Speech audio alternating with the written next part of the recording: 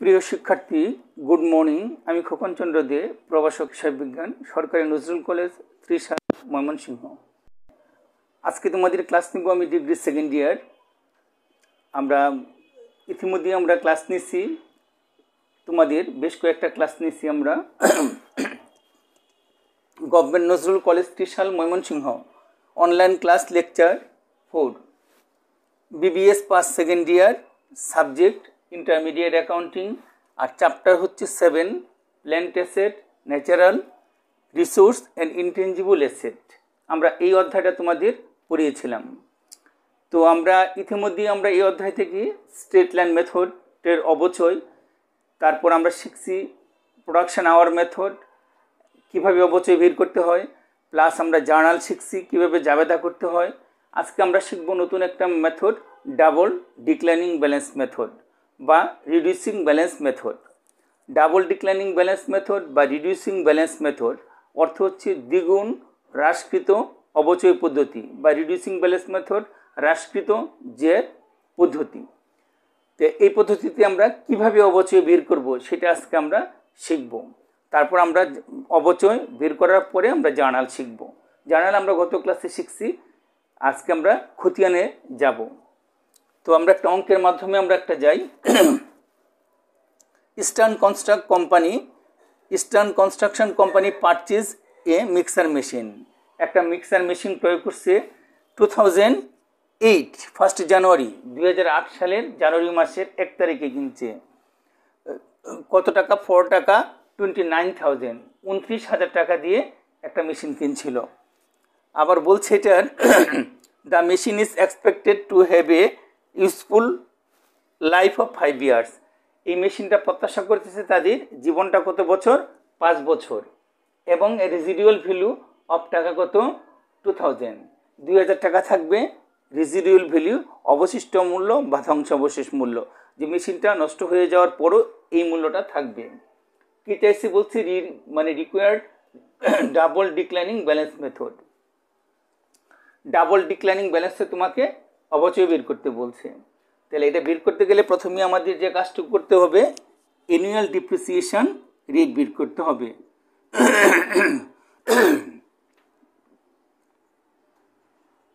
Annual depreciation rate is equal two, annual depreciation rate বের করার সূত্র হচ্ছে যে অ্যানুয়াল ডিপ্রিসিয়েশন মানে বাৎসরিক অবচয়। এনার লিখবো আমরা ভ্যালু অফ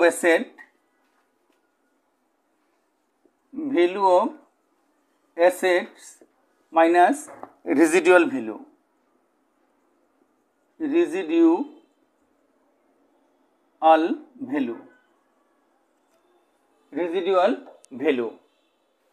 তাহলে value of asset annual depreciation আমরা জানি না। ভ্যালু অফ অ্যাসেটটা আমরা জানি 29,000 মাইনাস রেজিডুয়াল ভ্যালু আমরা জানি 2,000 টাকা। প্রশ্নে বলা আছে, এখন অ্যানুয়াল ডিপ্রিসিয়েশন আমরা জানি না, তাহলে অ্যানুয়াল ডিপ্রিসিয়েশনটা বের করতে হবে। তাহলে স্টার চিহ্ন দিয়ে এখানে আমরা অ্যানুয়াল ডিপ্রিসিয়েশনটা বের করে নিব। Annual depreciation is equal two,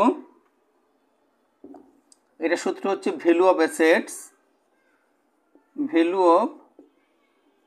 assets minus residual value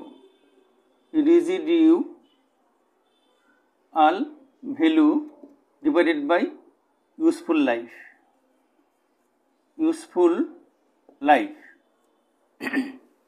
annual ডিপ্রিসিয়েশনের সূত্র হচ্ছে value of assets minus residual value divided by useful life.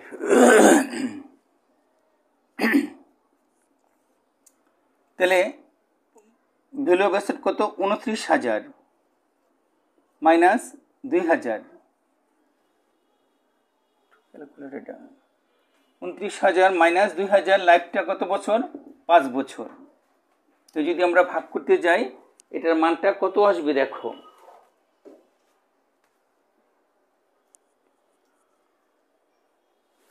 29,000 থেকে 2,000 বাদ দিব, বাদ দিলে কত থাকে? 27,000। 27,000-এ আমরা 5,000 5 দিয়ে ভাগ করব, তাহলে 5,400।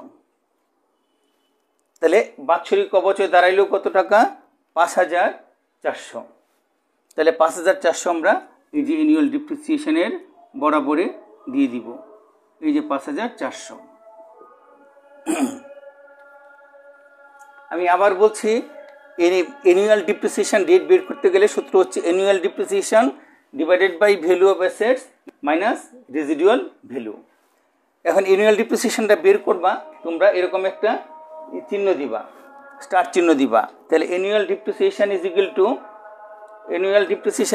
Two value of asset minus residual value divided by useful life.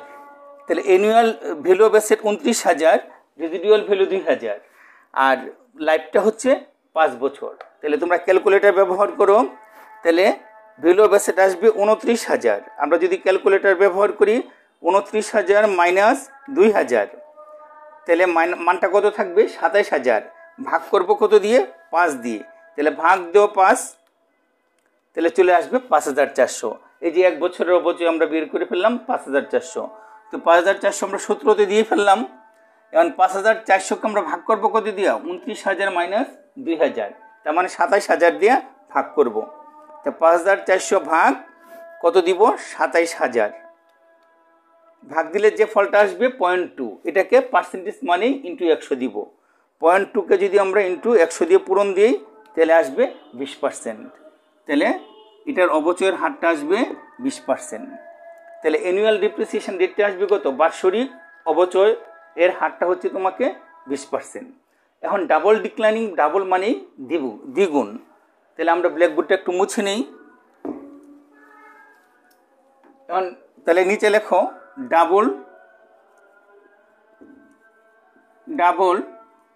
Declining balance rate, double declining balance rate is equal two এই যে 20% ইন্টু 2। যেহেতু ডাবল মানে কি দ্বিগুণ, তোমাকে স্বাভাবিক অবচয়ের হার যা হবে তার দ্বিগুণ হবে। তো এটাকে ইন্টু আমরা যদি 2 দিই তাহলে মানটা কত আসবে? 40%।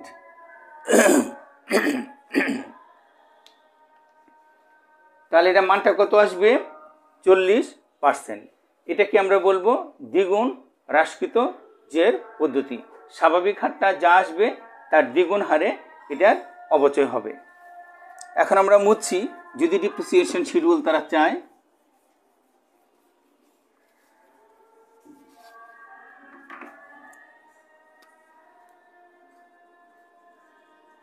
ডিপ্রিসিয়েশন শিডিউল যদি চায় এটা এভাবে ঘর করবা।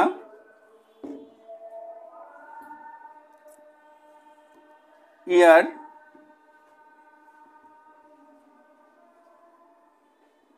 Value of machine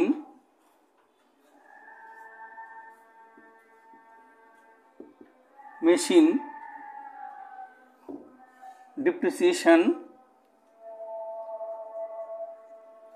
carrying value of asset।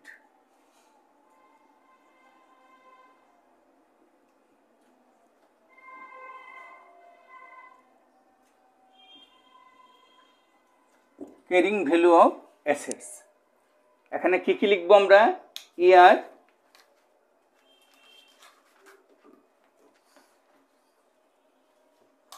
ইয়ার লিখবো,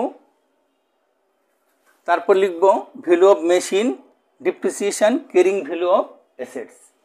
তো মেশিনের প্রথম কয়টা বছর? 5 বছর। 1 2 3 4, এই যে 5 বছর। তো মেশিনটার দাম কত ছিল? মেশিনের মূল্য 29,000, ঠিক আছে। আর ডিপ্রিসিয়েশন রেট, এখানে তোমার একটা জিনিস লিখবা, এনে ডিপ্রিসিয়েশন রেট আমরা লিখবো 20%। এখানে ছোট্ট করে একটা ঘর লিখবা, ডিপ্রিসিয়েশন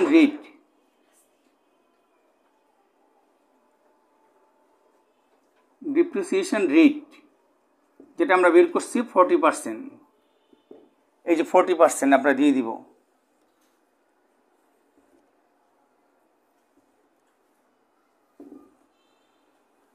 তাহলে 29,000-এর আমরা 40%-এ কত আসবে আমরা আগে বের করব। তাহলে 29,000 ইন্টু 40% আসবে 11,600। তাহলে প্রথম বছরের অবচয় হবে 11,600। এখন এটা কেরিং অপোজিট, 1 বছর পরে সেটার মূল্য কত দাঁড়াবে? 29,000 বিয়োগ 11,600, তাহলে 17,400। এটা হবে 17,400। তাহলে প্রথম বছরের যেটা শেষে এটা দ্বিতীয় বছরের প্রথম হবে। তাহলে 17,400, এই যে 40% ঠিক থাকবে এখানে, প্রত্যেকটা ঘরেই 40% দিবা, 40%, 40%, 17,400 40%। 29,000-এ 40% কত আসে? 29,000 ইন্টু 40% কত আসছে? 11,600 অবচয়। তো 11,600 বাদ দিলে কত থাকে? 17,400। তো দ্বিতীয় বছরে অবচয় হবে এই 17,400 40% ইন্টু 40%, 6,960। তাহলে দ্বিতীয় বছরে অবচয় হবে 6,960। তাহলে 17,400 থেকে 17,400 বিয়োগ 6,960 বাদ দিয়ে দিবা। বাদ দিলে যে ফলটা থাকে 17,400 17,000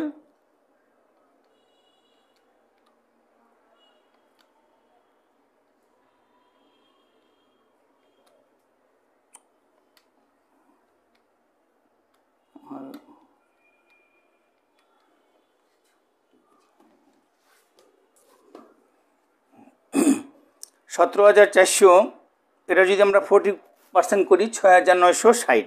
এটা বাদ দিলে যেটা থাকবে 10,440, 10,440। এটা আবার তৃতীয় বছর চলে আসবে 10,440।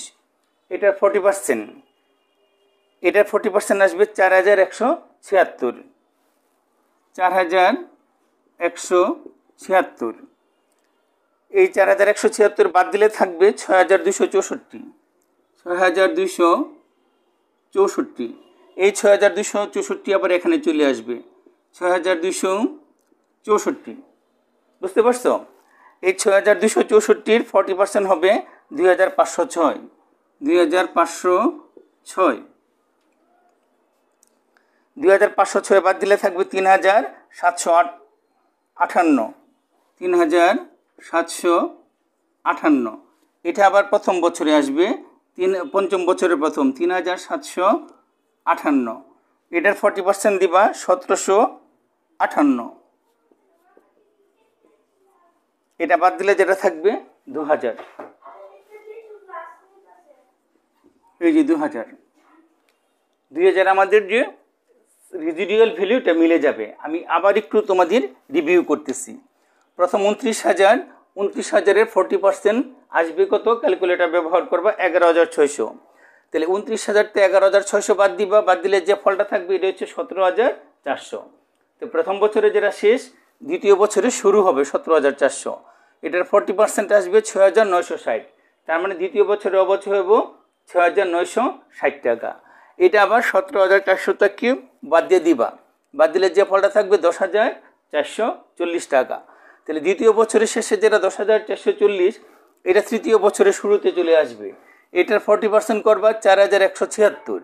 তো এটার থেকে এটা বাদ দিলে যে ফলটা থাকবে এটা হবে 6,264।